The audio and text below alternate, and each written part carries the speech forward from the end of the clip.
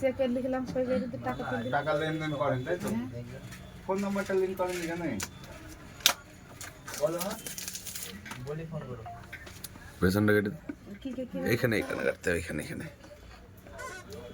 আমি যেগুলো বলবো সেগুলো শুনবেন ঠিকঠাক করি, হ্যাঁ? যদি ভুল হয়ে যায় না তাহলে সমস্যা হয়ে যাবে।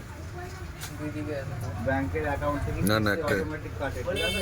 আপনাকে কেউ ফোন করবে না যে আপনার কিস্তি আছে, ব্যাংকে টাকা ঢুকে রাখেন, বা আপনার বাড়িতেও কেউ যাবে না কিস্তির টাকা চাইতে। তো আপনাকে কি করতে হবে, প্রত্যেক মাসের 1 থেকে 2 তারিখের মধ্যে কিস্তির টাকা যেটা সেটা ঢুকে রাখতে হবে। আর ব্যাংকের বই কিস্তি ছাড়া 500 টাকা বেশি রাখতে হবে, ঠিক আছে? তাহলে দারুণ খেলা। কিস্তি ব্যাংক সেই টাকাটাই আপনার অ্যাকাউন্ট থেকে কেটে নেবে, 1 টাকা কমও কাটবে, পড়বে না, বেশি পড়ে যাবে। কাটবে। এই স্লিপটা কাটো, সিলটা কাটো, এখানে সিলটা কাটো। তো আপনি কিস্তি কাটবে প্রত্যেক মাসের ইংরেজি মাসের 3 তারিখ রাত্রি 12টার পরে, হ্যাঁ? আপনাকে 1 থেকে 2 তারিখের মধ্যে টাকা অ্যাকাউন্টে ঢুকিয়ে রাখতে হবে। এই আগের মাসে আসবে, এই মাসে দিতে হবে না, জানুয়ারিতে। আপনি যদি কোনো মাসে ভুল করি 3 তারিখে টাকা কাটবে রাত্রিবেলা, আপনি 4 তারিখ সকালে টাকা রাখছেন, তাহলে সেই ক্ষেত্রে ফাইন্যান্স কোম্পানি 472 টাকা ফাইন করবে।